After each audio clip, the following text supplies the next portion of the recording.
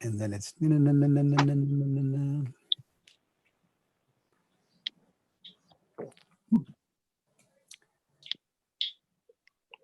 all right.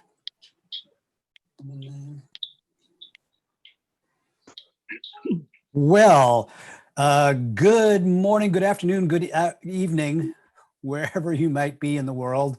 Hey, it's the Virtual Pipe Club. And today is Saturday, so it's time for our weekly Virtual Pipe Club meeting.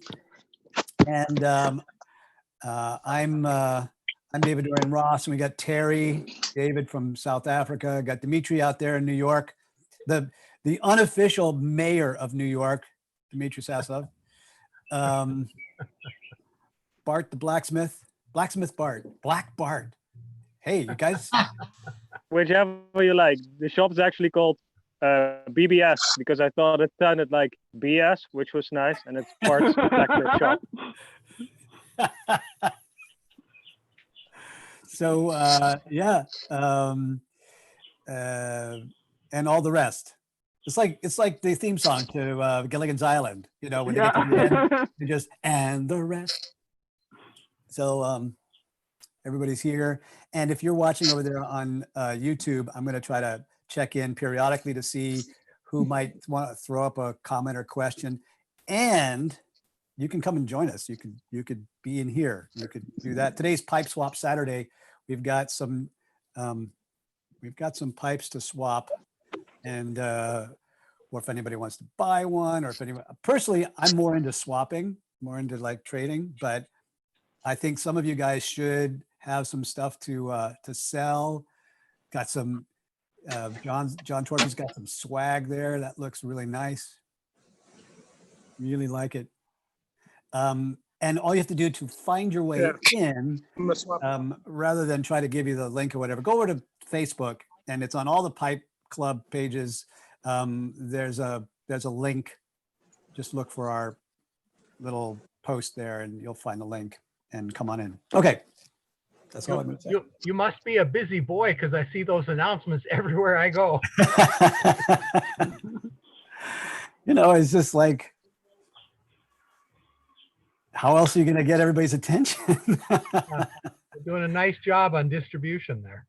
Thank you, sir. It's like the old days. Remember, I don't know if any of you used to do this for your business or whatever, but remember when we had to do flyers? We literally had to like walk around and post flyers on bulletin boards and stuff like that. Like I lived through that. Doing this on Facebook is a piece of cake. Well, I'm old enough that I used to do or assist with mimeograph flyers and get to stand there by the machine and inhale all those fumes from the mimeo fluid. You guys think that explains a lot about Glenn?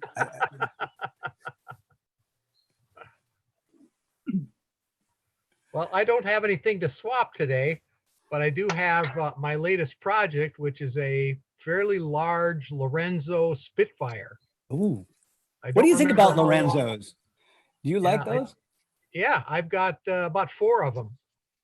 Almost involuntary acquisition, because I bought them because of the size and shape and color and whatever. And this one's a pretty good size. I think it's maybe 7/8 of an inch.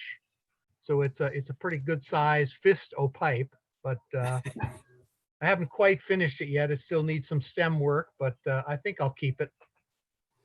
I've had several pass through my collection, and then I just put them back out again. But they seem to be pretty sturdy, right? Mm-hmm. Yeah. So Glenn, you have to continue. What are you smoking in it today? Or are you smoking something else? No, today I'm smoking again my Nording oddball pipe. It's a big chunk of briar and rusticated on top, and it has actually a root coming out of the top of the rustication. Hey. When I got it, I thought, this is really odd. I was expecting plateau, and what I got was a couple of roots sticking out of the top of the pipe, but it's so unique. It's got you can see the fairly large slice. They took it off of a piece of briar at an angle. It's got a triangular bore, so it's a unique smoke. And I've heard people say this is not good to have a conical bowl because everything collects at the bottom. But for me, it actually, for tobaccos that kind of fade away as you're smoking them, this one intensifies as you go down, which gives you a very consistent smoke all the way to the bottom. Some tobaccos need that, others don't, but I like it. Well, That's I've interesting. noticed that usually a larger bowl, a larger tobacco chamber work better with a conical bore. When it's small, it doesn't work. Yes. Yes, I'm muted. Thank you. I'm muted. That was interesting last week when we had Jeff here and he was talking about his spade bits or his Yeah. spoon bits. Right. It was pretty interesting. Yeah. I think most of mine are the parallel sided direct drills. I can stick my thumb all the way in the bottom of some of them, but I do have a few that are tapered, and I think purposefully done that way. Now this one, there seems to be no reason to do that because you've got a hell of a good sized chunk of wood here to work with, and yet it's drilled that way. I like it. I've had this for probably 15 years. And the fuel today is Hearth and Home's Marquee Magnum Opus. What is that an English or? I think it's a vapor, but I'm not sure. I haven't smoked it in quite a while, so. Well, I'm smoking my calabash. Now I have a couple of other pipes with me. Let me show you. I have this beautiful mortar pipe, Italian mortar by Ulrich, pretty That one young I like, Italian pipe Dmitry. maker.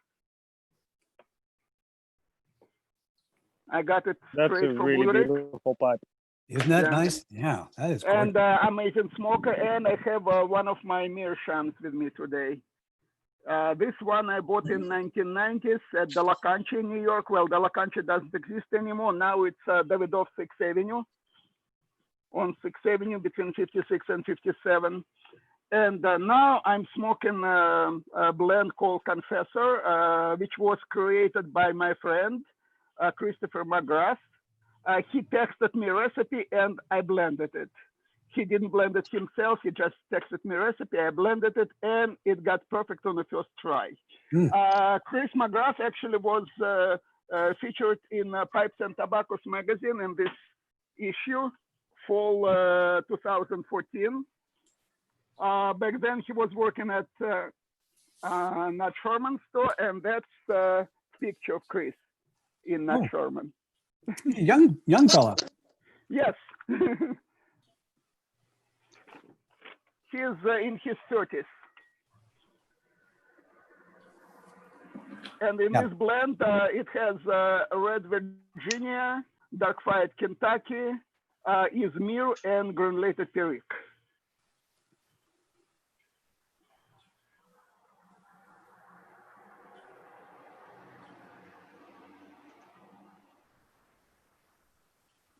I'm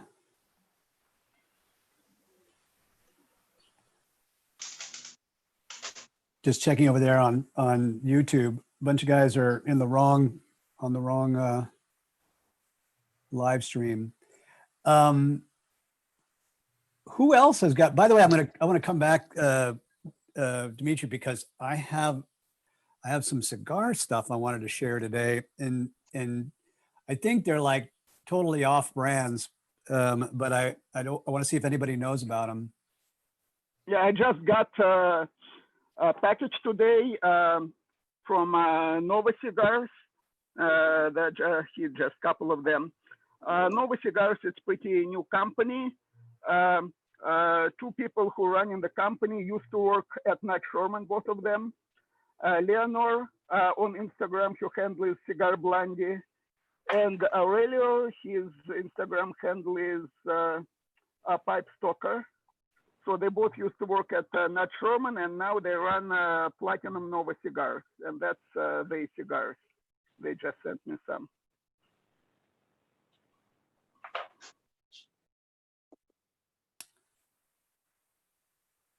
Maybe I can share something that might be of interest to the pipe swap. I might have a brand new pipe to swap, Oh, really? and I don't know if it's interesting, but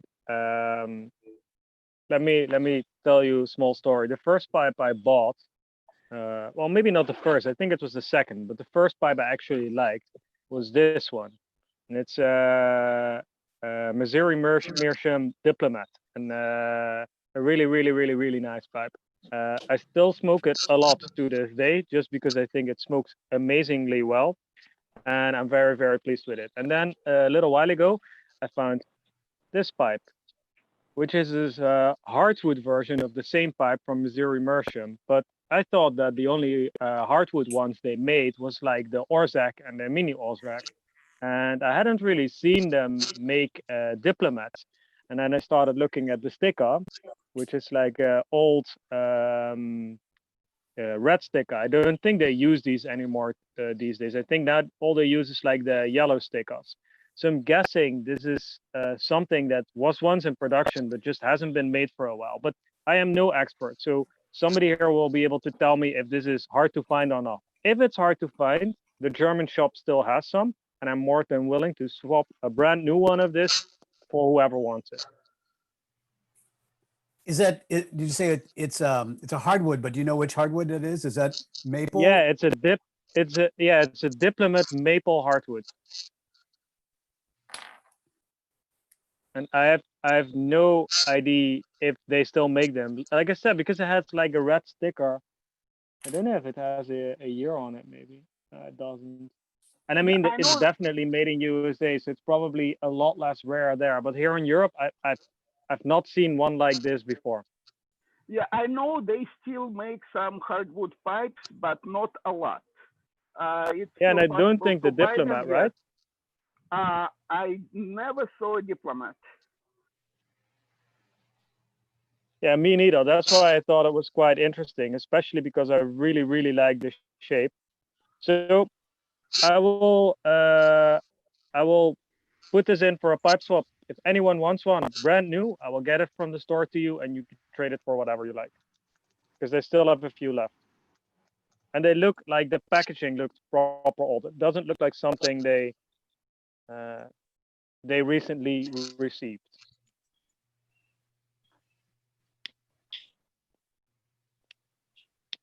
Who else has some housekeeping they want to do with? I do. Go. So I've got today. I've got this pipe. It's not any kind of a name pipe, but it's got some nice little artwork on it. It probably comes from China. And then I also have this pipe rack. It looks like it's a custom. Somebody might have custom made it. So I'll put that up for the swap too, if anybody's interested. And today I'm smoking Savinelli billiard with some lane 1Q in it.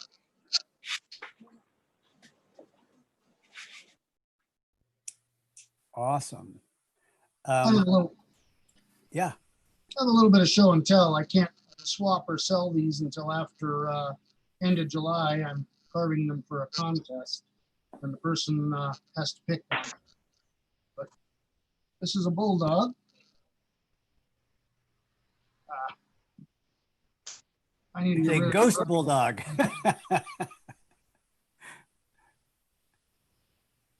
And this is a Rhodesian I carved after Yeah, the bulldog. technology on these pipes. Say again? It looks like you're featuring stealth technology on those pipes. Yeah, Yeah, your background I can is tell you how slipping I in. do it, but it's a state secret. They'd throw me in jail. If he tells you he has to kill you, that's how it works. It's a good reason to buy 1,000 pipes and hang them all over my body when I'm in battle. There you go. That's right. You'll just be invisible. I can't Sorry remember about that. the virtual background, or I would.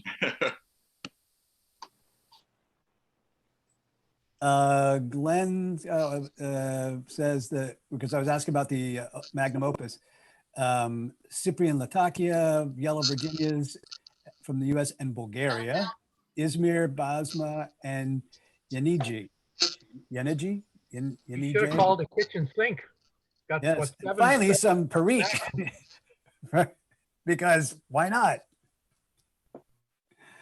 Cool. Cool. I'll do a little bit here. So I'm smoking in a Stanwell today, and I'm doing an experiment for my next video on YouTube. I'm smoking some Rustica, mainly because I know a little bit about, you know, my first experience with this, and I have like 10 tins of it, so I've got plenty to do it. So I'm doing an experiment where I'm smoking the same blend every day in Briar, Mere, Clay, and what's the other one? Oh, and Cobb, and see if there's any difference between what I get out of all those different pipes. So we just talk about, you know, smoking different tobaccos in a single pipe. Now I'm going to do a single tobacco in several pipes and see what that tastes like. I'm definitely interested to know the results of that. It's already sort of like interesting. And I realize I'm going to have to smoke a couple of times in a single, like yesterday it was Cobb Day, but I smoked, it was a Missouri Meerschaum, so I stuck a filter in it. And I'm like, I'm going to have to do this again with no filter, just to see if that's different. So It's filters aren't really a big thing in America, right? I think that's more a European thing, right? Filters. that's Or my might I be sense. mistaken? I don't know for certain, but I think that's kind of like the buzz I've gotten before. Well, in general, aromatic tobaccos are more popular in Europe, especially in Germany. Almost all German tobaccos are aromatic, well, majority of them. And for aromatic tobaccos, filter can be really beneficial. That's why a lot of pipes made for European market have filters, like Savinelli have a lot of pipes which can be used both as filtered and non-filtered. You can remove filter, and there is special plastic extension you put in there. Yeah. And but I don't smoke any aromatics, so I don't use any filtered pipes. Even if I get like some corn cup with a filter, I just take filter out and smoke it without filter. I actually got a new Bones pipe that's a 9mm filter, and it's the only one I could get in Europe. I bought it in a Danish shop, and they only make it filtered. There's like no unfiltered version of it. But like you said, I bought one of these adapters that basically converts it from 9mm to 3mm, and it smokes so much nicer when you restrict it without the filter. It's really weird. It makes a big difference.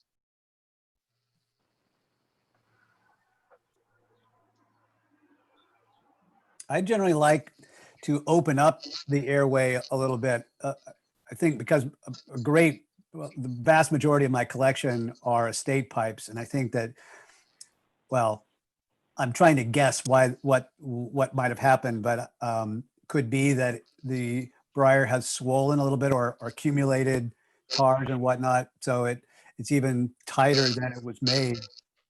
So I typically want to try to open that up and have but you know, like the Cobb without a filter is just like a fire hose, you know, and so. That's the only exception. I always put a balsa filter in my cups just because they smoke nicer that way. I like the draw better. And they suck up a lot of moisture, which especially for beginning smokers who might tend to smoke a little fast or a little hot, it's kind of nice because it gives you that little bit of play to mess up a bit more.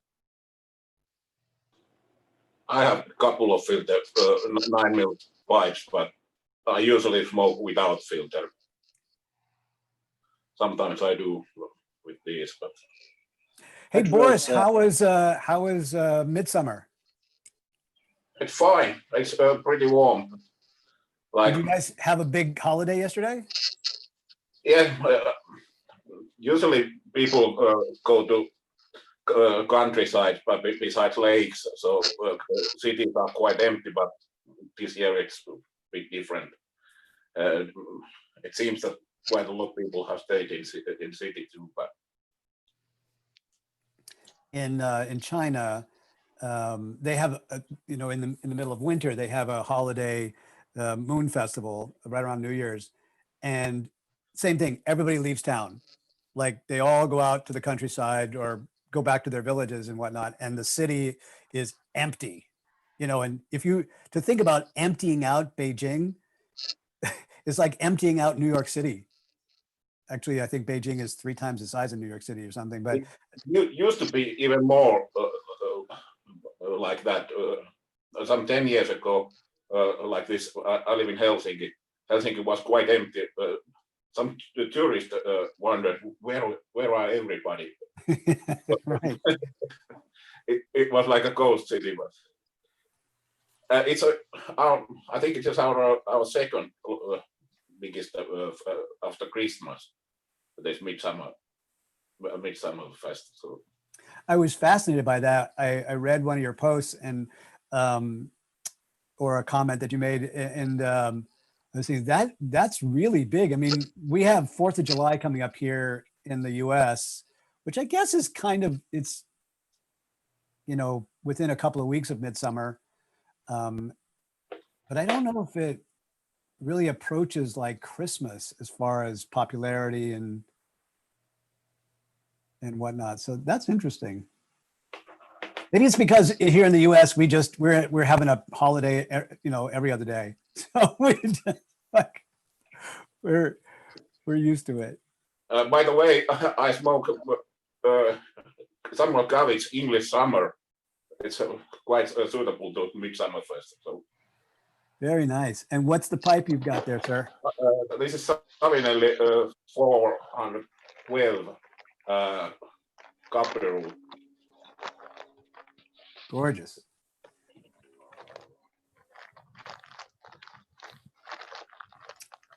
Let's yeah, keep it going there. Tim, what have you got going? Tim Heineck, yeah. Hey, I've got this. I just bought this week. This is a Druper and Son Inns of Court. It's kind of a pretty basic blend of Virginia, some brown burley, Latakia, and Perique.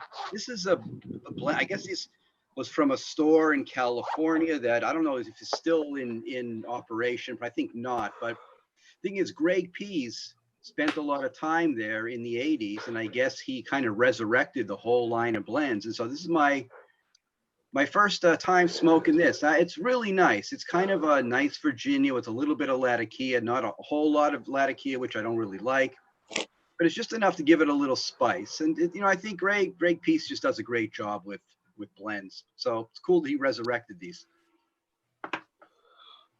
And what are you smoking it in, sir? This is a Mastro Beraldi. Kind of looks with the, I guess you call that a silver spigot there. This is a really, you know, nice, inexpensive Italian pipe. Smokes really well. When I bought it, I think it came with another stem. Just they gave you another stem with it, I believe. But it's a nice, inexpensive pipe. You know, kind of a big apple ball kind of shape. You know, good smoker. Yeah, I have one Mastro Beraldi, beautiful pipe, smokes great. Actually, I was smoking it yesterday. Yeah. I mean, you guys probably usually see me smoking a Peterson when we meet. I'm a big Peterson fan. I love all their shapes and, you know, things like that. It's over the past, you know, 8 to 10 years, I never was a big fan. I wasn't not a fan, but I was just kind of you know, you like them, but I mean, I just kind of started one day. I bought one bought an St. Patrick's Day pipe at the New York Pipe Show, and it just smoked great. And then since then, I've just been accumulating, you know, them as we move along. So, you know, it's kind of fun to collect them. I really like the brand, really like the history, like the silver, like the fact that Peterson is pretty much an approachable pipe. You know, they have a whole range of prices, and you know, anybody can have one. And I like them. They're good smokers. Love all the silver ones. Yeah, one of the members of New York Pipe Club has amazing collection of old Petersons. I think World War One. Yeah. Well, you know, I'm trying to chase those too. About 2 months ago, I bought a Peterson Patent 1910, And now that the Peterson pipe book is out, I imagine the prices have definitely gone up. There's often a lot of people bidding on them, and one I bought had a crack in the silver band and silver ferrule, so I have it at a jeweler right now getting repaired. So yeah, I'm starting to really enjoy all those older models. But Dimitri, I think I don't know the person's name in your club, but I believe I know of him. Yeah, the Peter, older guy, tall, gray hair, big Pete. I have some Petersons as well, and what I really like is a P-lip. Most of the time when I have tongue bite, I want to smoke a pipe, I use a Peterson with a P-lip, and everything is fine. I used to not like the P-lip, but now I do. Can somebody explain to the noob in the room what that actually means? Yeah. Let me get an example here. No, he was just on drugs, but like this guy, I'll be like right by the zoo. This guy. I'm actually smoking a P-lip right now. I don't know if you can see the profiles. Let's see if I can There's a do this P-lip, here. and it's got a hole that the smoke is drawn up towards the roof of your mouth. So It's a nice thing. I don't clench ever, so I don't know how that part is for people, but I like the way the smoke's delivered into my mouth. It just feels a little better, a little cooler.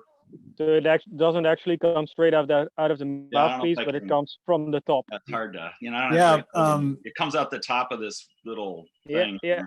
Bart, Yeah. can you see that? I can't do much Right. better So than these that. are both Petersons here. These are two Petersons.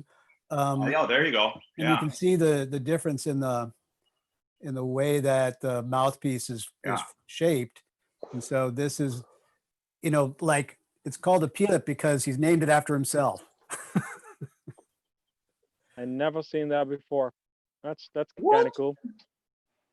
Yeah, Oliver's right. Like I was like, what is this kind of, gimmicky thing there? And then I started to really work on sipping.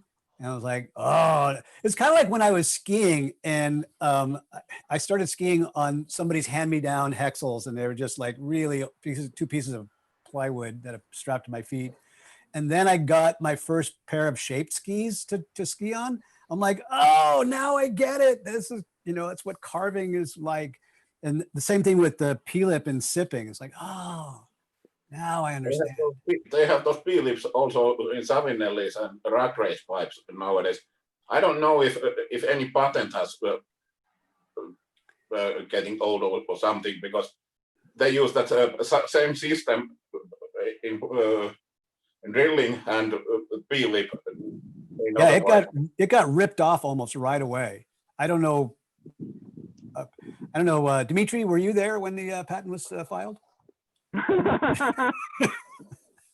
Very plausible. Yeah, Wellington does it too. Wellington is like just steals every design characteristic of Peterson's that they can, and they've been around for a long time. I don't know if they also copy the other aspects of the system pipe, which is the reservoir inside. Yep. Because I mean it's all part of the whole thing. The P-lip and the reservoir, it's all part of a system. And I realize it's kind of actually there to slow the smoke down a little bit as it's coming out, to kind of give you a cooler smoke. And P-lip, it took me a little bit to get used to it and kind of understand it and get it. But now it's I've gotten used to it. So it's a pretty good At least Rack Race and Savinelli has copied that too. I always kind of wonder how you clean the reservoirs, though. I know I've seen one of these C-section kind of things where they cut a pipe in half and you can see how it works from the inside. So I know that there's like the connection from the bowl to the stem, and then there's like a separate reservoir underneath that's meant to trap moisture and stuff like that. But I always kind of wondered, like, doesn't that get gunked up with all kinds of nasty goop? Yeah, well, I think is, with most system pipes, they have a military mount, so you can remove the stem even while pipe is hot, and just bend pipe cleaner in half and clean the reservoir. So it's pretty easy, but you have to do it right away. In the Peterson book, they talk about when you're done, just kind of, not setting it up, but like trying to set it like this and letting it drain out into a pipe cleaner, and then, cleaning the inside of it. It's a little more work, it's a little more work involved with the system, but, I think it's still all worth it. And I like the fact that, if you do get a gurgle in this thing, and it annoys you, I mean, it's not like it never gets a gurgle. It will every now and then. But the cool thing about it is because of this, for the silver ferrule, you can take this stem out when it's hot. You're not going to break anything. That's the cool part. That's one of the, I like Petersons. They're kind of like workhorses. They're kind of, not a dainty thing. You kind of, they're a workhorse. Yeah, they're very durable pipes. Very And durable. also, you can even use Q-tip to clean the reservoir. Yeah. That makes a lot of sense. But Bart, you're right. If you don't clean it regularly, it can get nasty. I've had to restore a couple of Petersons, and I took them apart, and I'm like, oh, it smells. That's the worst. Start your driveway with the stuff that comes out. Yeah, like the worst part of it is what collects in there. So it's like that's the stinky stuff right there. Yeah. You can really get a good price on one on This is eBay. the They've got Savinelli. thousands of them. This is a Savinelli's version. Hold it up a little so we can see. You're a little low. Yeah, that's better. Oh, yeah, that looks You can, almost the same. Yeah. Oh,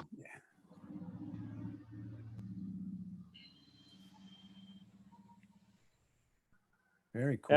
I promised myself I would buy a Peterson when I go visit my friend who has just moved. He's actually a friend of mine who lived in Belgium, but he's moved to Ireland with his new girlfriend. And I thought, yeah, when I go over there, probably should buy a Peterson. So when I'm sitting out in the pub in the rain and have something periodically correct to smoke and complain about. I was looking around to see if our new buddy Steven from Ireland is here. Maybe he can't come this week, but if you go visit him, you guys can go over to Dublin and visit Peterson's. Yep. I've got an old American pipe by the Manhattan Pipe Company, and it's a fairly large bent with almost a foot-long rubber bit on it, and it has a huge reservoir in it. And what I do for that is I tear up a cotton ball into like fingernail-sized pieces and stuff that into the reservoir and pack it down. And then it collects all the moisture, and I just pull it out with, I've got a needle nose pliers, pull it out, throw it away, and the reservoir stays nice and clean. Here's have I showed you guys this before? This is the giant Wellington, which is basically a Frankenstein Peterson, right? So it's got that, you can't see that because of the lighting, but it's got that reservoir in there. And just to kind of give you a side by side, this is my Stanwell, which is a pretty good size, and here's the Wellington. That is a monster. That's a monster, man. Yeah, that's very similar to mine. It's made by the Manhattan Pipe Company in New York City. Patrick is here. Good afternoon, sir. Howdy. Good to see you. Likewise. Hey, doing you too. Yeah. Anybody else got some housekeeping they want to share today? I'm gonna sort of tease us into the pipe sharing. And then, do you guys want to know about our upcoming speakers? Do you guys want to know who's coming? We got some pretty cool speakers coming soon. Next weekend, we have Trevor Thistle, who is another pipe maker, and I met him on one of the Facebook groups, and he is not a full-time pipe carver, but he's a full part-time pipe. In other words, he has a day job, but he does turn out pipes consistently and sells them and whatnot. So he's going to come also and kind kind of a little bit different than some of the other pipe makers we've had on who are full-time professional. So kind of a little different take on that. And he's going to show us his shop, I think. Cross your fingers. So he's going to show us his tools and how he's got it set up and whatnot. So that's coming up next weekend. What's his name? Then Trevor, and I think his last name is Thistle, because his pipe shop is called Thistle Pipes, and his wife's last name is Thistle, so I'm assuming that's his last name also. Just being sexist about it. Anyway, so that's good. Then the following weekend is the 4th of July. I probably am going to take the weekend off, but Bart has volunteered to run the meeting on the 4th of July. So anybody, wants to show up and whatnot, we'll still open up the doors and have some time to hang out. We'll make sure we're there to have a chat with each other. So that's coming up, and Bart's working on something, maybe have a speaker, maybe not, doesn't matter, but whatever it is, it'll be interesting. Then the weekend after that, which is July 11th, we've got Jeremy Reeves from Cornell and Deal, the master blender at C&D, and he's going to come. He's going to join us from his farm. So recently, like last year, they did a small batch blend called Sun Bear, which I'm looking for. Wink, wink, just in case anybody's got some. And did you turbo tin it? What's that? Did you turbo tin it? Your blend, the blend you're looking for. Did you look for it on turbo Yes, tins? I did. It's out of stock because it was a small batch. Just making sure. And they just, oh yeah. That's my go-to daily right now. This is exactly what I'm smoking today. Sun Bear. I am so jealous. Like I want to get it. Unfortunately, not too much. I keep this one like a treasure because from all the small batches, it's probably my favorite one. I'm like an Oriental forward, so I love Bashma, and it's amazing. Nice. So if somebody has these ones, I trade for Esotericas. I have plenty of those ones if you guys want. There you go. So the honey that's in Sun Bear, right? He collected that from his own bees. And so he has his own bees on his farm, and he's going to show us his beehives and some of the other things that he uses. And he's going to give it a shot at bringing in some samples from the factory. Like he gets big bundles of samples of some of the leaves that they've ordered for different blends, periodically through the year, or I guess maybe every year. They probably will go to the wholesalers and say, all right, this year, all of our Virginias are going to be made from this grower or whatever. So he's going to bring in some of those and show us the raw leaves and what they look like before they go into the blends. And we'll see. So that should be fun. Last year in Columbus, I get so lucky because I was talking to him. I told him how much I love this blend. He said, hold on, come here. And he explained to me, he did 5. This is the 5th final prototype. And he let me smoke the 1 and the 3. And they were totally different. Really? And I said, can I buy some of these ones too? And he said, sorry, I don't have many of these ones. I only have the last prototype. And they were night and day. You will never say, oh, this is Sun Bear. Would it be because of the Orientals? I agree on one of them. The other one has so much. The first one, in my opinion, has so much Virginia that overpowered everything else. And I think it was too sweet. And that's probably why. There was a big difference with this one where you can notice the Orientals forward. Like I opened this one right away because like VU, I love every honey blend that he makes. And sometimes, everybody sells their tobaccos and with 3 years is better and 10 years is better. VU and these ones, I prefer these ones right away out of the team because you can notice the honey. You have this one open or VU like for a week or 2 or 3 and the honey is gone. I heard that before actually, that it fades in like no time at all. Like almost instantly. Yeah. Yep. It's like the San Bruno that I reviewed this week. When I first opened the tin, man, the vinegar was so strong you could smell it from across the room. And then like I put it away, and a week later I came back and you could just a tiny little whiff of the vinegar was still there. Yeah. Super. Okay, so that takes us up to the 11th, and then on the 18th, we've got John David Cole from Country Squire. So he's also a blender down south, and he's going to come and talk about that. But he's also like keeping the old school tradition alive with a brick and mortar pipe shop,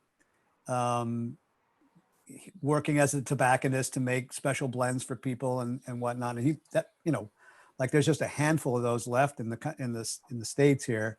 So he's going to talk about that. And that's all I got lined up so far, but that's sort of what's coming up.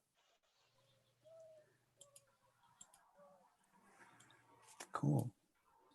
I love how you filled like half a year's agenda and then say that's all I've got so far. Well, it's like a month, but I'm just having a blast. First of all, I love hanging out with you guys. This is really, really kind of cool for me personally. And then it's inspiring me to learn more about it, about everything. So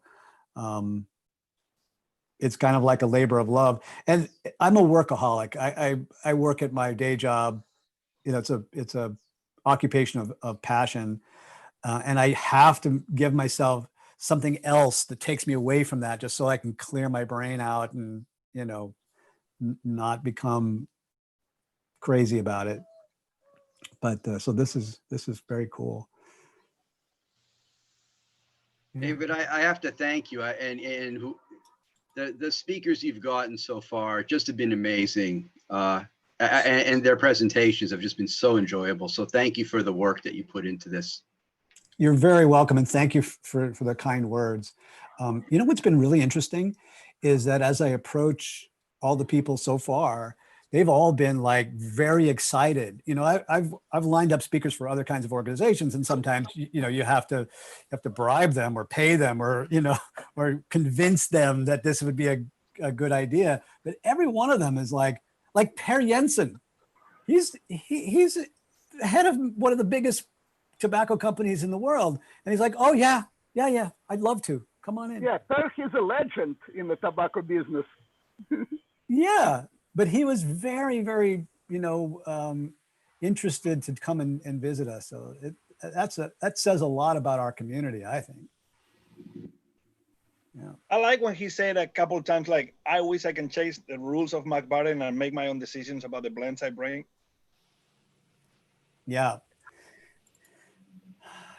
The marketplace is always right, unfortunately, from the perspective of running a business. And sometimes what our own person, guys, we're all nuts, right? We're all kind of we're crazy about this very niche kind of hobby here. Well, nothing's wrong with being crazy. Nothing's wrong with no, I didn't say that in a bad way. It's just that, I really sympathize, with Per when he said that. It was like, yep. But sometimes you just have to go with the market. Dimitri, could you do me a favor and tell my ex-girlfriend that there's nothing wrong with being crazy because she still has a restraining order out on me? Oh, at least it's not the other way around. Crazy, that's what makes life interesting. I agree. It's the spice of life. Yep.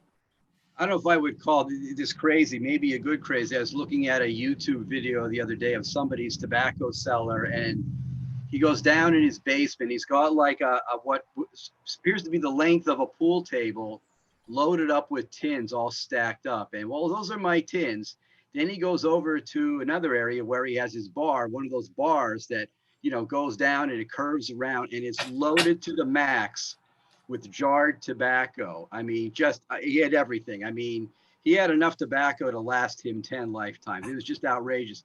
I looked at it and I said, oh my God, I'm so jealous. I want all of it. Yeah, sometimes what those, you know, deep sellers have is tobacco that you're not going to find again ever. Oh no, he had all the, you know, all the stuff, you know, that people chase after all the time. He had a whole bunch of Penzance and the Esotericas. He had all those those elusive blends that are hard to find. It makes me think of and it sounds silly, but it's something I've taken to heart. It makes me think about something Shane Island said when he was speaking to us. He said in a very honest way, everything you need to enjoy a pipe you probably already got. And that was when I was like, I don't know, 4 months into smoking a pipe, and I thought like, maybe this guy is right. And I've noticed that with a lot of stuff. You know, I'll give you good examples. I have bottles of liquor that probably nobody will ever find ever again. Like I have a bottle of Jamaican rum that's 1 in 67 in the world, and I had 2 of those actually, and I drank both of them. And somebody told me I was a complete idiot because that bottle one day would be worth a small fortune. I had the same with several whiskeys that were highly limited, and you know, I never really saw the use of collecting something. You have it to enjoy it, you know. And yeah, they were even created though to be consumed. If it's not exactly, consumed, then it's wasted. exactly. And then I appreciate like the variety that this guy has to choose from. But when you say he has like 10 lifetimes worth of tobacco, I think that's actually a real waste. Oh, I've got nowhere near that, but I could stop buying tobacco today and probably not run out for a year. Yeah, I probably have enough tobacco for the rest of my life. I already told my daughter that's your inheritance. Oh my God, all these different people's noses are going to the same lady, so a girl. You're just looking have to- very guilty, John. What's on your mind?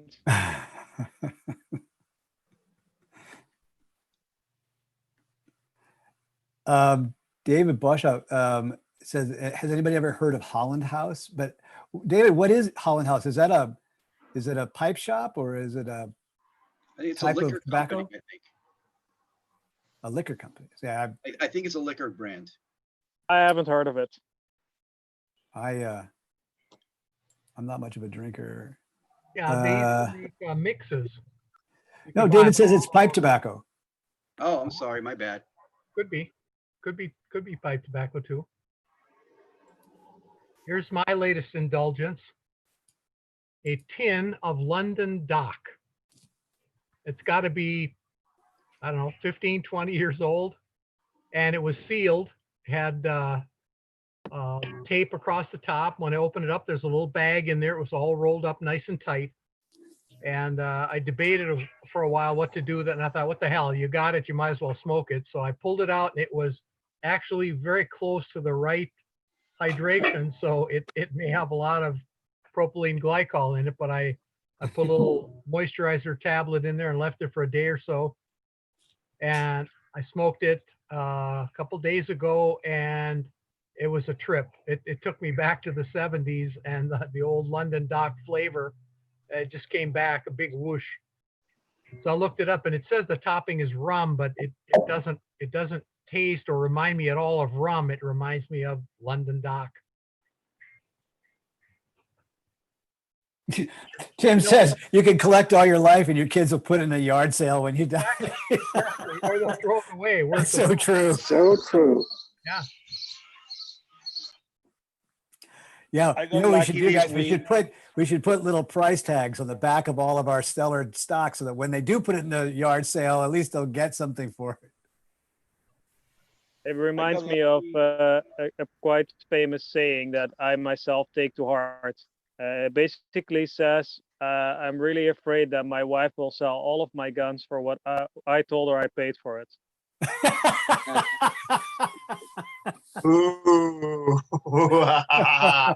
Yeah, that would be my fear, except that, well, my wife approved each of the sales, so she knows exactly what I paid for them.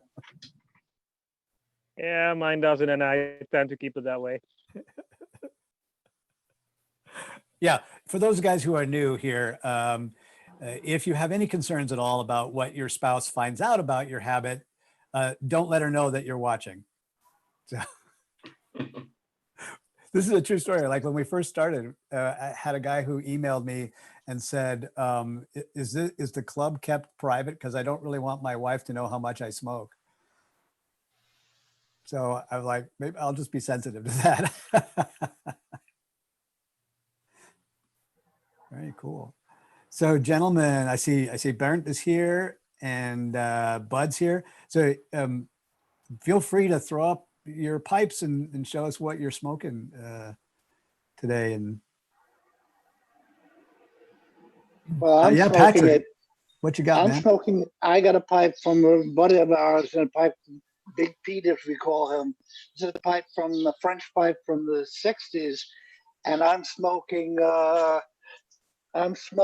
Aaron Moore mixture in this one. That's nice. And Can you hold your pipe up in front of the phone again? There we go. Ooh, look at that. And also one of our club members, an older gentleman who is a doctor, also he's a big tobacco collector, and he was able to get some of the old Balkan Sobrani blends that you can't even find anymore. Some of which is like Virginia number 10 with Cuban cigar leaf. You can't find those. You can't find. Dimitri and I have sampled those, and those are that's amazing amazing. tobacco. Amazing. He's even also gotten his hands on some of the original Three Nuns, for those who remember those. Yeah, I remember he brought original Three Nuns. He brought original Bengal slices. Oh yeah, amazing blends. Speaking of that one, Dimitri, this is what I got last week, finally. The Bengal slices. Oh, wow. Yep.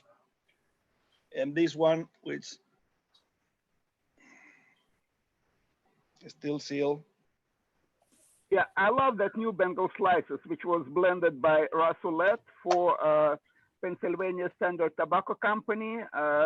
Then Z. Johnson, he bought the name of Bengal slices, as well as John Cotton and Warhorse, and Rasulette, who created all those blends.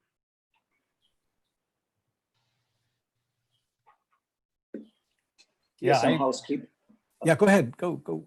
Yeah, some housekeeping. It's my Southern Alley KS3 Serenity Cocoa. It's very nice. The doing. Nice. Is that the original color, or does it color Yeah, like that through smoking? Yeah, it's a cocoa model. I don't know. It's original. It was a little bit lighter at the beginning, like yeah, this. exactly. Yeah. Yeah, but it's very nice, especially in the summertime. I like it. So I drilled this stuff on 9mm. I like 9mm, and it's a nice smoker. And I have in it some V.O. Larsen signature. So a little bit sweet, a little bit fruity. Like that very much. And drinking some Dr. Pepper.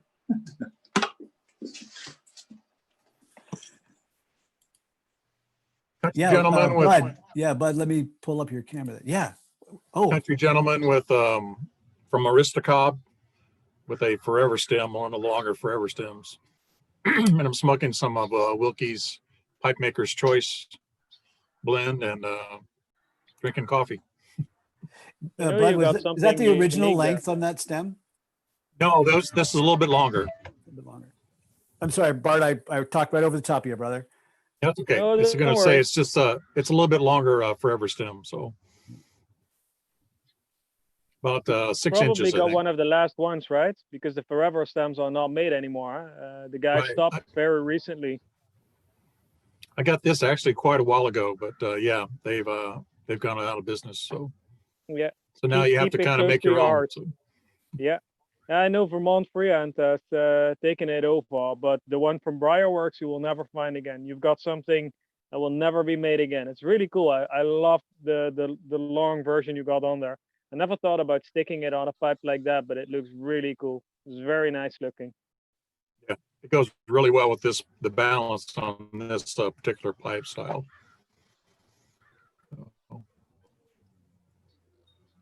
Bill, have you got a Bill? This is Bill, you're not driving, are you, sir? No, I'm not. I'm hiding from a thunderstorm. Oh, okay. Because we have a rule here: thou shalt not stream and drive. This is a David McClary small to medium apple. My wife said when I pulled it out this morning, that's huge. But it's really well made. It's gorgeous. Yeah. It smokes like a dream. And I'm gonna go off now because the thunder is still banging around here. All right. Be safe, brother. If I may. Yes. Let's see. I'm going to put my flashlight on. There we go. So it's a Peterson. Oh, sorry. I got Sherlock Holmes, like a calabash. It's stamped Sherlock Holmes, and it's one of a 7-day set that I have. That's in that beautiful rack. You remember that rack for the Peterson Sherlock Holmes? That amazing 7-day rack. That it's really cool. I put it together myself because I couldn't find an intact set with matching serial numbers. So I just found all the shapes in fairly close wood, so the finishes look pretty good, and then put it on that rack, and people anybody sees it, they just freak out, like that don't know anything about pipes even. They're just like, wow, that's cool.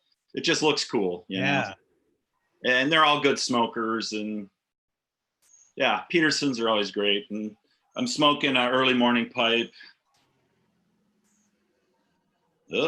Dunghill labeled, I guess. And I got to thank this group for turning me on to something else, which is, this is the first aromatic I ever actually liked.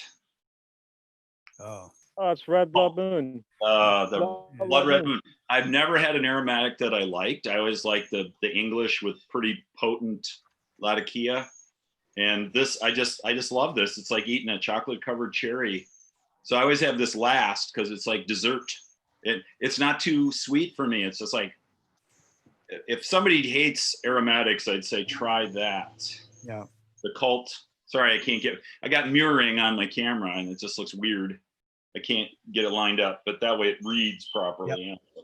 Fantastic. Thanks to the group for turning me on to that. It was like a month ago or 5 weeks ago. I got it and it's great. So thank you so much. I think you smoked that, David, right? The Blood Red Moon. It's something you really like, right? I do. I like it a lot. And I'm starting to experiment a little bit. I read an article where somebody was saying that if you, I think they said lane 1Q to mix with Blood Red Moon, and it started me thinking, I wonder what else I could mix with that. So that's another project. It'll be another video. I'll tell you something funny. Maybe this is something pipe smokers do as well. I've never really thought about this, but in guys that drink specific kinds of liquor, there's something called an infinity bottle. And basically what you do is every time you have a little bit left in a bottle that's not good enough for a glass, you put it in a decanter and basically create your own mix. And you're supposed to drink it slower than you fill it up, hence the name infinity bottle. And the funny thing about this is that I put some really weird combinations in it. Like I've literally mixed rums from all over the world that have nothing to do with each other in the way they are made, the kind of product they use to create it, the process in which it is made, the stills they use. It's all very, very different. And still this tasted pretty coherent, which was really surprising to me. So I thought either being a blender is a really easy job, or I got super, super, super lucky. But the funny thing is, somehow it tasted really good. And I had a friend of mine doing the same, and he said, you should try mine. And that was actually not that bad either. Are people doing this with tobacco, like putting all the little bits in a jar, and then after a year, they just rummage around in it and see how it tastes? I've heard of it done. I haven't done it myself, but I've heard of it done. Well, occasionally I do it when I'm blending tobacco. I have some samples which did make the cut, they're not good enough for my taste. Then I just mix them all together and I smoke that. And most of the time it actually tastes pretty good. This is my jar. I call it tail ends. And I always have a tub of Prince Albert around that all my little bits and pieces over the years always go in. I just mix it in. You know, there was a fellow. Tim, how's your, because this stuff is awful. This stuff is really, because there, I think I got somebody gave me a Captain Black cherry or Captain Black, something really, must have been cherry. And You can keep them separate. Aromatics in one jar and everything else in another jar. Yeah, You're thanks. better Now off. you tell me. Sorry, same. I happen to me too. So. Well, David, you should Cornell, send this Cornell, to Steven. And Cornell and Deal makes the Grand Croupier series that they do the same. The rest of some mixes, blends, they put them on a one blend. The Grand Croupier. I smoke the Double Down and the Boneyard. The Boneyard, it's an English blend, very, very, very good. But from one pack to another, the blend could be different, not the same, but it's okay.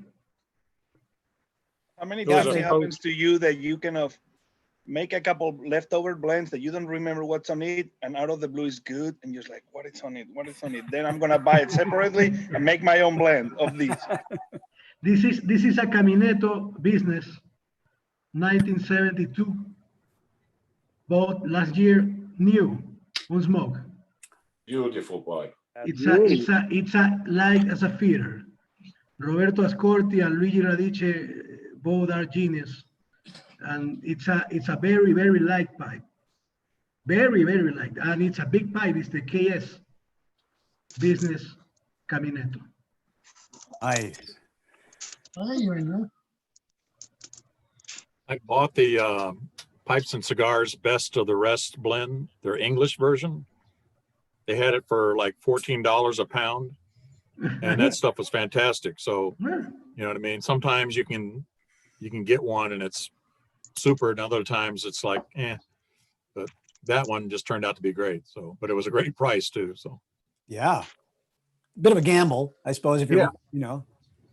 But for $15, I mean, that's Right. like a 10. You're getting a pound of tobacco, and you know, it might be something or something you can blend with something else. So, yeah. Very cool. Well, for the guys who popped in a little bit later, I just sort of suggested a topic for today of a Pipe Swap Saturday to bring pipes that you want to sell, swap, or give away for a new home or something like that. You know, I wanted to eventually get some professionals, some guys who are making pipes to sell, and have them come in. And so we have a range of things. If you popped in and you didn't know about it and you didn't bring anything, there's still time. You can run back into your collection and go, my wife's been asking me to get rid of this ugly thing forever and ever. And bring that. They don't have to be nice. They can be whatever. Like, so I brought a few. I'll do one and then, you know, kind of get the ball rolling. Anybody who's brought anything else, I know, who was it? John brought a rack to do something with. John, are you now including a pipe with that rack? Ooh, look at that. All right. So here, let's do this. And let me see which one. I'll start with, in honor of Dimitri, I'll start with a calabash. But this is an actual calabash style, but it's all briar. And this is a road town pipe. So it's one of those Chinese relatively low end, but all the road towns that I've tried are actually really decent smokers. It just doesn't fit in with anything else I have in my collection, so I'm getting rid of it. And I'm personally more interested in trading for your ugly ass pipes. So, you know, like, it doesn't have to be nice or new or fancy or anything else like that. If you know, because I like to play around trying to restore pipes and do a little work on that. And I like variety and weird shapes and deep, ugly, gnarly rustications and stuff like that. So if anybody wants to trade for this, I would be very, very interested. If you want to buy it, it's $1 million. Is that cash or do you take a check? I'll take a check from you there. That's right. You can fax it to me. Perfect. You beat me to I'll it. scan it and you have to print it out, okay? I'll print it out. That's right.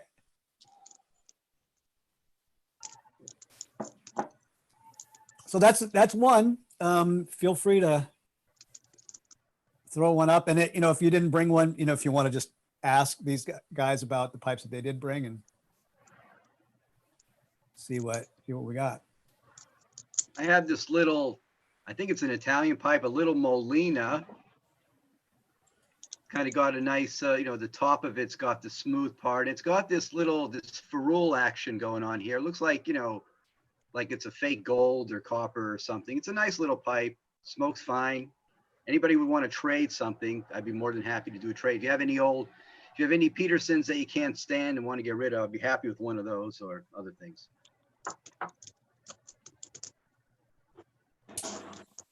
Beautiful, beautiful pipe.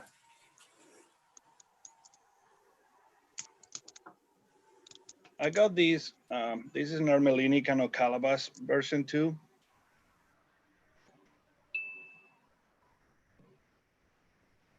That's beautiful. Yeah. That one.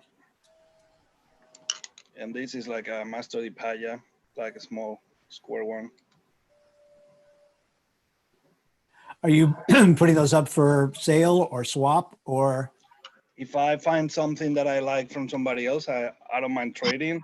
If not, how do you guys normally do it? On the Facebook, you just put the pictures and somebody do it private to you, or? That sounds like a great idea to me. This is the first time we've actually really done this. I wanted to see if it was something that would work for us, and then, maybe every month or so do it again. So, but I'm kind of thinking on the same lines as you, that if you've got something to trade, put a picture up on our Virtual Pipe Club group page, and then you guys can DM each other and work it out. I want to sell this pipe. Downhill Bruyere, 1958. 10 times smoke. I bought new last year. If someone wants to buy. Yeah. Right. You have to tell me. Sorry. On the group, right in private, and I send pictures. Maybe sounds perfect. If you've got one, or just snap one with your phone, so we have just like one picture, so that people know what they're looking at, and then you can send more to the individual who texts you. I just have one question. The time machine that you're using to buy all these ancient pipes brand new, is that for sale as well? Because I'd be really interested. No. Last year, here in my country,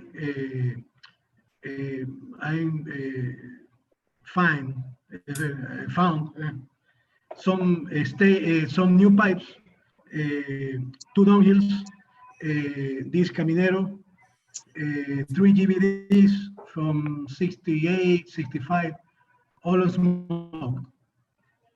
And I make an offer, and that's awesome. And I have the pipes.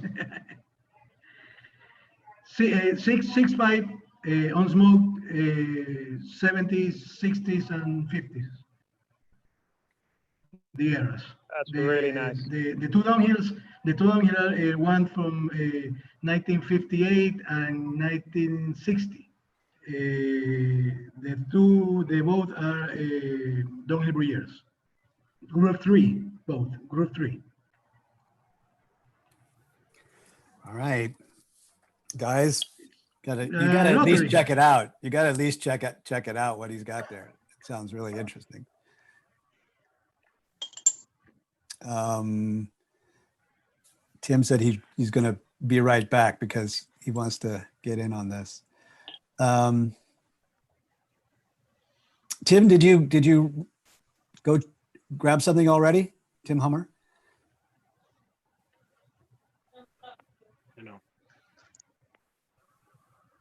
No, I haven't done anything yet. I'm going to rummage through and see what I can come up with. I also, since I own a couple of lathes, I was thinking about doing some tampers and things and putting them up. I've got some aluminum stock that's just been laying in a drawer forever. Got some brass rod and whatnot, and I'm just going to play with it and see what I can come up with. Tim, I would love to trade you a forged tamper for anything you make on your lathe. I don't even need to know what it is, but if you make me a tamper, I will make you one. Sounds good to me. And Bart's tampers double as a self-defense device. I'll ship it with a license. Don't worry, you'll be good. Yeah, it's like they're good as brass knuckles right there. I love it. It's the temper I use all the time now. That's what I like to hear. I appreciate that a lot, sir. Thank you.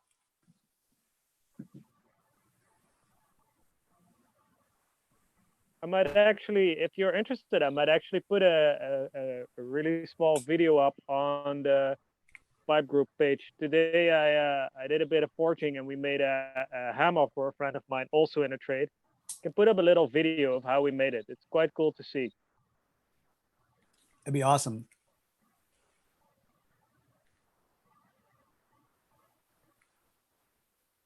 How many of you would say that you have PAO or PAO? PAS? PAD, actually. PADS, thank you.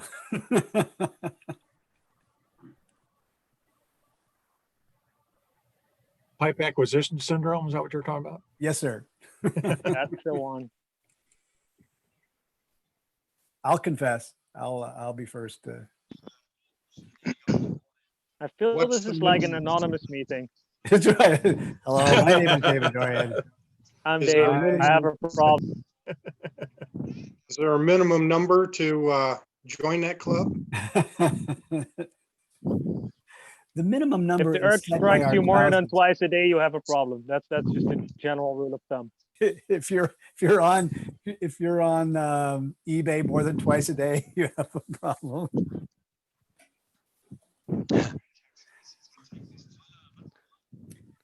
I've got tobacco acquisition disorder more so. I think they go hand in hand, and perhaps one jumps back and forth between the two. Mm-hmm. I agree. Phil, you made it. Excellent. Terrific. Where's John? John, John had his pipe rack. There we go. John, you want to put that up and talk about it? Gonna have to turn your mic on though.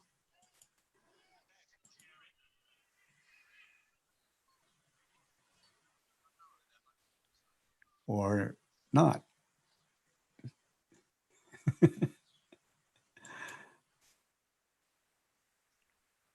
Well, John will be back. He's got that pipe rack, and anybody else have a pipe they want to put up? I'll do another one if you like, just to show you what the other ones I got here.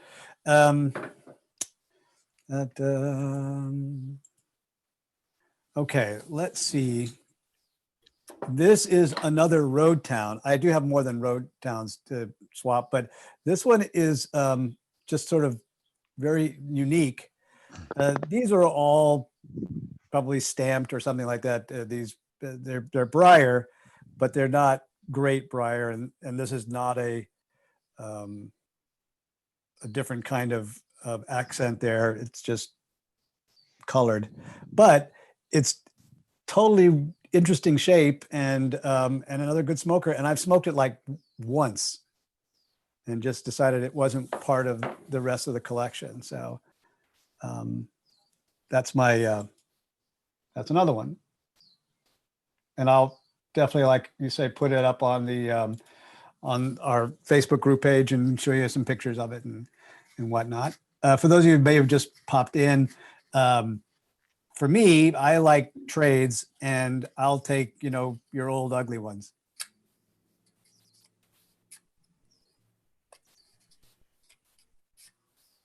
Anybody else do like I do with your old ugly, and they're the ones you get used for the lawn mowing, you know? If the branch rips it out of your mouth and you run over it with the mower, it's no big loss. Yeah. A lot of my old ugly ones have turned out to be some of my favorites. Yeah, they are. They are. They're kind of a go-to even when I'm not mowing lawn, but I've had pipes torn out of my mouth 3 or 4 times going underneath trees, and was glad they were the old ones after they bounced off the mower deck. And I lost a pipe in the park last year.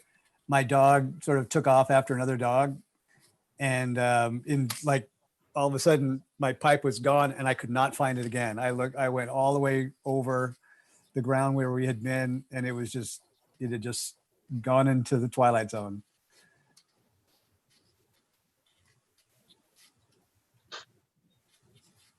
John Torfey, did you want to show off your rack and the pipe that's going with it?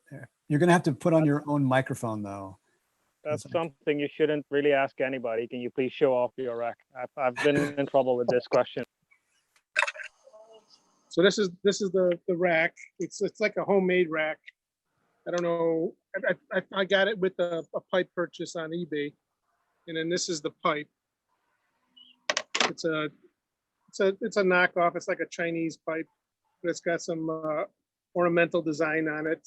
So if anybody's interested in that, I'll throw them both together, and I'll swap for anything if anyone's interested. Fantastic. I may have a couple Petersons for Tim.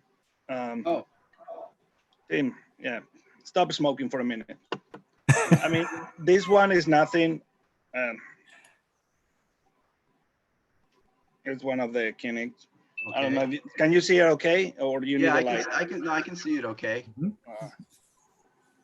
Let's see. Let's see how I do it, but I don't think it's working fine. Yeah, I think you've got some good light there. It's all right. Yeah, that's nice. Okay, that's one of the simple keel there.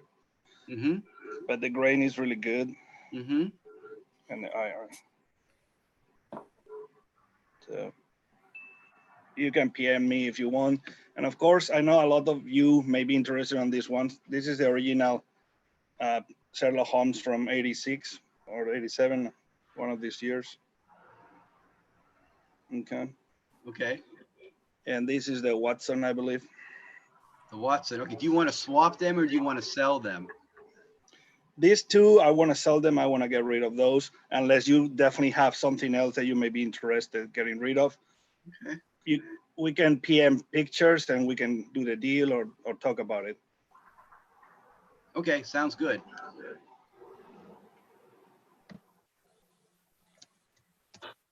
That's beautiful. Very cool. Well, it looks like maybe that's the run of the pipes going up for swap this time around. After today, maybe if any of you want to shoot us a message on just put it up on the page so we can all talk about it, like what you think about the whole pipe swap idea. Should we do it again, or like, you know, try to do something, you know, interesting with that? Like I said, I think it would be interesting. For example, Michael Curcio, who is one of the members who has Bishop's pipes once or twice a week. He puts them up on all of the pages.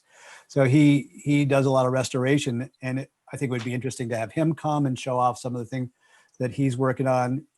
He showed us a few months ago walked into his collection of pipes to be worked on. And he's got like drawer after drawer after drawer of all these different pipes. Because, you know, talk about a guy with PAD, you know, like he's never going to restore that many pipes and sell them. He's going to have to hire a crew. So it'd be interesting to maybe have him come and show some of the things that he's got. And then guys like Trevor Thistle, who's going to be here next week, who makes pipes to sell as part of their livelihood and whatnot, bring them in, as well as swapping stuff. So, but if it doesn't really make the meeting interesting, then we'll never do it again. Well, let me jump in here and say that I've traded with John and with Terry and with you, and some of these packages are still on the way, but I really, really appreciate it. Like, I got John's package, and we had a really, really good, fun trade, because I basically said, you know what? I don't need any more pipes. He sent me one anyway, but I said, I don't really need any more pipes. Just trade me some real American candy, because I was in Texas like 15 or 20 years ago by now. Yeah, 15 years, a bit more. And I have things that you can get in Europe that I still miss, like Twizzlers and Fruit Loops and that kind of stuff. You don't get that here. They sent me like this box of candy, and I told you when I opened it, it was like heaven. And my wife didn't understand at all. She took like a Twizzler and she said, "This is the most chemical thing I've ever tasted." And she's absolutely right, but I still love it, you know. So I've had some really fun encounters with the pipe swap, and I think it's a really nice initiative. Not just to let's say grow your collection, but also just for the fun of this unique way of interacting with people. I had real good fun with this. Yeah, when the world economies break down, we'll be doing this for all commodities. So might as well practice with us here. So. Exactly, and when that happens, when a zombie apocalypse hits, and you need a sword, you know where to. There you go. Bart's we're gonna have you in the compound. The blacksmith is the most important member of the community. Yeah. I have some things I need to get done today, so I'm gonna bug out early. It has been fun. I've enjoyed seeing all of the swap and trade items. I look forward to seeing you guys next week. Terry, thanks a lot, man. It's always good to see you, sir. Thank you. It is. Bye, Terry. Bye, Terry. Y'all take care. Awesome. Where did Dimitri go? Oh, there he is.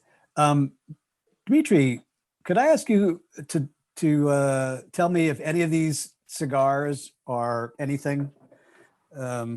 This is I get one of those monthly boxes, you know. I don't know if any of you guys do something like this. Some, you know, girls, they are mostly made for women, but they have quite a number of different kinds of boxes that men get. I get something every month, and it's given me everything from a home beer making kit to camping gear and knives and all kinds of stuff. So this month I got this thing from the Good Cigar Company, and it's just like a bag here that I've never seen any of these things before. So I thought I would ask somebody who might know, and I thought of you, Dimitri. No, I'm not familiar with that cigar.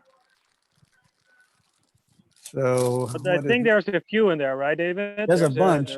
This yeah. is a Rodriguez Series 54 Maduro. This might all be made by the same company. I don't know.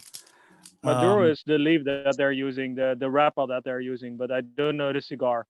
So this one, this one's a Nat Sherman. You should know this one. I know very well. It's it's not box pressed, is it? Nat Sherman. Yes, I cannot see. Is it box pressed or is it round or is it square? Square. Exactly. He's asking whether it's square. So, yeah. It's a box press. Then it's a timeless Nicaraguan made by Plasencia. Amazing medium body, cigar, very well balanced, great smoker. Just to explain what happened there, box press basically means that they put cigars in a box that's too small for the cigars. And what happens, they basically force the lid shut, which makes the cigars square instead of round. And they used to do this really long back to save space in shipping. And that's what they call a box press cigar. And actually, I don't know about you, Dimitri, but I really love a good box press cigar. I think they smoke far more consistent than a normal rolled So do one. I. And actually, they're more comfortable in your mouth. Yep, I agree. I'll take a box press anytime. Yeah, my good friend, Rafael Nodal, Agent Room Cigars, that's his brand. Most of his cigars are box pressed for one simple reason. He likes to smoke box pressed cigars. That's the way to do it, right? If you like something, you just tool your factory to do it the way you like. Yeah. That way you'll always have your own stash. I prefer box press myself. I'm more of a cigar guy, really, but box press is always nice, and I do love the way it fits in the mouth. It's just real comfortable. Yeah, it's more comfortable in your mouth, Really, it's nice. especially with the larger rim. That's a real good cigar, as Dimitri said. Yeah, And the I draw love is usually quite a Nat bit better. Sherman Timeless. Yeah, Nat Sherman Timeless, they have different lines. Timeless Dominican made by Quesada. Those are round cigars, parejos. And the box press, those are Nicaraguan made by Plasencia Cigars in Nicaragua. Well, here is another one here. Hold on. So this is, it says Wayfarer Sereno. Sereno cigar. I don't know. Yeah, that one I don't know. Don't know. And then HVC Edition Especial. I know the name, but I never tried it. I never smoked it. I don't know it at all. It's a 5x46. Well, there's a few others, but I won't roll them all out there. But I was curious, am I going to have a good time with these, or should I just put them in a drawer? I'll put them in the swap. Well, I know for sure that Nat Sherman Timeless, it's a great cigar, and I'm pretty sure you'll enjoy it. I am looking for it. This is the only other cigar that I have at the present time. This is a Partagas. Oops. Partagas is good. It's Cuban. Good stuff. Yeah, I got this when I was in Costa Rica, and I happened to be able to find a box of these. The very first cigar I ever smoked in my life was the Partagas Chico. That was machine-made cigar, but it has classic Partagas flavor. And when I met Hamlet Paredes, Hamlet started as a cigar roller in Cuba when he was 18 years old. Now he works for Rocky Patel, which is largest American cigar company. So when I was talking to Hamlet, we discovered that his very first cigar was exactly the same as my very first cigar. Only I had it when I was in my 20s, and he had it when he was 12 or 13 years old. Oh. David, just a question. Yeah. Are you keeping those cigars properly humidified? Because otherwise they will go to waste. No, not at all. Yeah, can I give you a free, very easy tip to fix this as soon as you can? There's a company called Boveda. You may have heard of it, or Boveda, I think it's called. Have you heard of this or not? Boveda Pack is easiest way to keep your cigars humidified. They come in a different moisture level, 69, 72, 84. But for tobacco pipe, Boveda don't work. Only but it's not for for tobacco. cigars. Yes. It's for pipe tobacco, but for cigars, it's great. Actually, you can use it in any humidor, depending on the size of humidor. You can adjust number of those packs. While they're soft, pliable, they're good. As soon as they harden, it means it's time to exchange them. Exactly. Usually, so they what you last want to for do? a couple of months. Exactly. What you want to do, David, is go to a local tobacconist and ask for a Boveda pack in either a 69 or 72. I would take 69, but that's just a personal preference. That's the humidity level. And then you seal your cigars in a Ziploc with this bag. And basically what it does is it turns that bag into a makeshift humidor. It keeps the climate at 69% relative humidity, which is about the same humidity in the climate where the cigars come from. That's what the reasoning behind those relative humidities is. So and you will notice I had no it idea will what be- this was. Yeah, that's that's the it. one. That's There it, you yeah. go. I had And no. this is smaller size. They make them in larger sizes for humidors. If you have like 4 or 5 cigars, this size will work just fine. If you have like 10 to 20, then you throw in a larger Boveda pack. And one of the Gotcha. advantages Exactly. of the Boveda, you cannot over humidify your cigar. Because Exactly. if it's too much moisture in the air, it will absorb extra moisture. So do and these keeping have to it at the be same level. recharged in any way, or are they just permanent? No, you No. just It's replace transfer. it. Yeah, when it gets hard, when that stuff inside crystallizes, when it gets hard, it means it's time to replace it. You just put a new one and check on your cigars like every week or two, just to make sure that Boveda pack is still soft. So should I take them out of the cellophane? No, you No, can leave them no. in. My advice, But David, is put to them in smoke like them. a Ziploc. Sorry. Yeah, Ziploc bag or like plastic food container, they work just fine. Thanks, guys. That's awesome. Otherwise, I would have been smoking a tree branch here in a couple of months.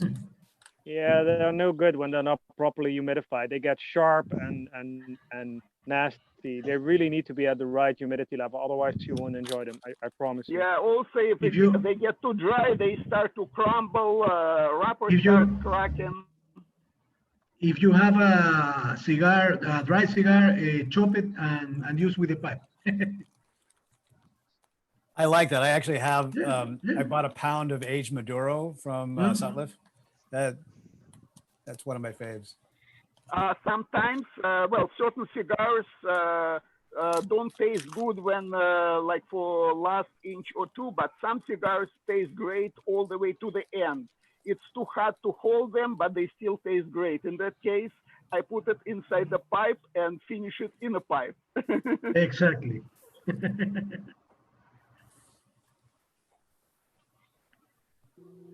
David, I wanted to thank you too for putting this on because I've been thinking about the same thing for our pipe club, having a pipe swap, and just kind of how it's nice seeing the interaction to see how would this work, you know what I mean, kind of thing.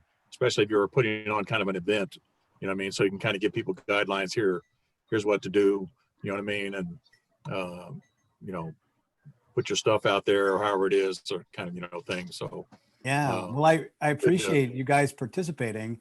Kind of gives me ideas for how we might. Or you can do a swap section on the page, on the Facebook page, to trade. It's Let me see if I can. It's an interesting option. Figure that Can you do out. that So they'll actually? always have Can it you- there. Yeah. And maybe just kind of keep it going even in between weeks, in between weekends, if you come up with something. And, I bought what did I buy? Oh, I bought this, which is like, if I may show off for just a second, I really love this thing here. This is, where is it? Here we go. This is it's got an ashtray, a pipe rest, and I guess the pack of cigarettes goes in there or something, but it came with 2 pipes that are trash. And so it's like, I don't want the pipes. I just wanted the ashtray, but you get pipes every so often that pass through your hands, and it's like, don't throw them away. I don't know, give them to your nephew or bring them here. Yeah, this is super. So what's the news, guys? What Terry is already gone, but he was talking about going to a West Coast pipe show. Is that still going on? Anybody know? Haven't canceled it yet. I just extended my stay. I'm going to stay Sunday night too for the show because Sunday usually we leave at halfway through the day and there's still stuff going on, and it's just more relaxing to spend Sunday there and stay the night and go head on home Monday kind of thing. But is that in yeah, Vegas? as far as I know, but we'll see how it goes. Is that where it's being held in Vegas? Yeah. Yeah. Of course, we might all be wearing masks in the show, and well, that's the thing, like and sitting 6 feet apart and smoking our pipes. So. It'll be the largest tent in history to accommodate. Have you been to the show before? No, sir. No. So basically, it's in the hotel Palace Station, and they have a room set up, a very large room for all the tables for all the vendors, and then they have another room, kind of like a lounge, where they typically have a bartender who runs a bar for hard drinks and soft drinks, and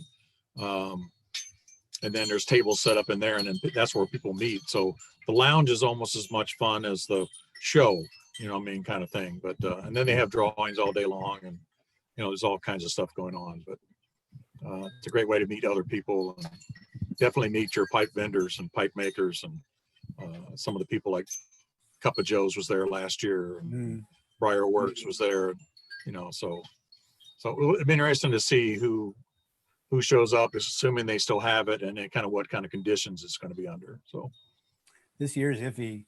Anybody else had plans to go to shows this year? Yeah. Well, it's too bad they're holding that show in Las Vegas because there's really nothing else to do there. I always try to go to the Columbus one because it's about 3.5 hours from here, and then Muletown, which is another 3.5 hours. But I don't know what's going to happen. It's like second week of August, and the Muletown is September 6th, I believe. Like it's the holiday weekend, but I don't know if they are still on or. Yeah, the two pipe shows I usually attend is K Woody holiday event, upstate New York, with the K Woody pipes, and that's also second largest American slow smoking pipe contest. And another one, I go to New York Pipe Show, which takes place in March at Wyndham Hotel at Newark Airport, New Jersey. I really had set my my sights on Chicago this year, maybe one or two others. Bought my tickets, booked my reservation, everything. And that was before COVID, was exposed, and so it's like, well, not this year, but maybe next year. Maybe next year we'll have shirts by then. We'll all show up with the shirts on.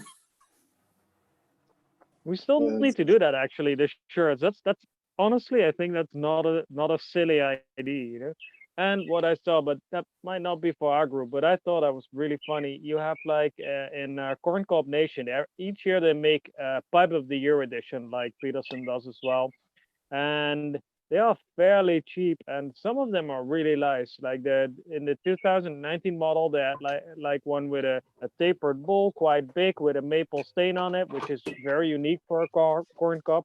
It looks really, really special. Honestly, I very much liked it. We should, see if we can get something that unifies our group and makes people really jealous when they see us, David. We'll get some cobs made with a branded logo of, so we'll all. The Chicago. Hand forged stamps, everything. Yeah, I have one of the Corn Cob Nation's Pipe of the Year. So that's one that Kaylee Snow designed with a red stem. It's a beautiful, pretty large pipe made especially for Corn Cob Nation by Missouri Meerschaum. And I also have Corn Cob Nation T-shirt. Here's I really like their stuff. They're doing really well. Like I said, I'm still looking for one of the 2019 maple stained ones because they were sold out before I actually started smoking a pipe. And then I looked it up and I was like, damn, that's really, really nicely designed. So if anybody has a 2019 Corncob Nation maple stained pipe of the year, I will buy it from you. Even if it's smoked and no questions asked, I'll be very happy. You gotta put that on the page, bro, so that Yeah, people that's know. actually the pipe I have, and that's Kaylee Snow. She's one of the admins on in the Facebook group, and she's known as Corn Cup Queen. Yeah, it's the girl with the red hair, right, Dimitri? Yeah, that's the one. That's the one. Yeah, I know her. Here is a pipe that one of you guys is going to get. I don't know who. This is a, oh gosh, and I can't remember It's a poker. No, it's got another name because it's got such a long stem on it. It's a church warden poker. No, there's even another name. I don't know. It's, what was that? Cherry wood. So no, it's not a cherry wood either. It is. I'm going to remember it. This was donated to us by the guy who now runs Briarworks, or not Briarworks, but Briarville. I remember when we had Rick Farah on as our guest speaker. So I had sent in some of my own pipes to Briarville to be restored, and he donated this pipe to us to do as a raffle or something like that. And we don't need to raise any money because it's just a club, right? So, but I want one of you guys to have this, and I just haven't figured out how to do that yet. It's brand new, or maybe very, very lightly smoked. It's in absolutely perfect condition. I'm gonna figure out how to randomize. I think you were. We could randomize it, but I think you were also talking about when you're thinking about the image or merchandising or logos or stuff like that. We could do something fun with that too, right? Like have an interesting idea on how to carry out the group, how to carry it outwards. Let's say, yeah, maybe have a contest or something. That would be fun. Something, yeah. So I'm open to ideas. I'm open to suggestions because I'm not keeping it. It goes into the club, and we'll do something fun with it. So, you know, if you guys have ideas you want to throw out. Now I'm really trying to figure out the name of this shape here. It's a tankard. Oh, tankard. Okay. There we go. Isn't that the name for a beer glass? A tankard? Could be that they're associated. Just saying. If you're gonna drink a tankard, smoke a tankard. Take that advice. Guys, it's getting close to that time. We're hitting the 12-minute mark. I am hoping that I'll get some feedback on the pipe swap idea today, and we can do some new things with it.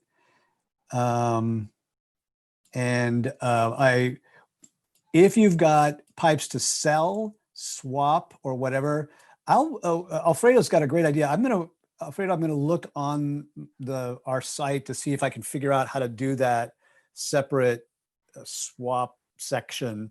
And then you can just, put stuff up there whenever you feel like it. You put a picture up, ask people to DM you to get the deets on it and whatever. And I will put up these. I had a few more. Anybody into meerschaums? I've got a couple of really, they're not pretty. These are the ugly ducklings of the meerschaum world, but they're really good smokers. Really, really nice. But I mean, it's not attractive in any way, shape, or form, but they both have gigantic bowls. And again, they just don't go right with the rest of the collection. So I'm getting looking for a new home for these little orphans here. So I'll put those pictures up there, and then next week you'll see me hanging John's rack up on the side of the wall. Maybe that should be the name of the trade section, like the pipe pound, where old pipes get new owners. The pipe pound. Yeah, DDR, if you want to trade the meerschaum for this, I'll be more than happy to trade you for one of those meerschaums. There you go. All right, brother. We'll connect. See, Okay. That's how it happens. That's how it works. That's the deal right there. All right. Well, I'm gonna chase everybody home. Said you all out to have lunch or tea or early dinner. Thank your spouses. And tomorrow is Father's Day here in the States. So all you guys who are dads and granddads, have a wonderful day tomorrow. Even if you live outside the States and nobody's celebrating tomorrow for it, I'm going to wish you a happy Father's Day anyway on that one. And then I'll see you guys next week. All right. Thanks, David. Father's Day and Thanks, David. summer. Cheers. Happy Father's Day. Yeah. Thanks a lot. Be well, guys.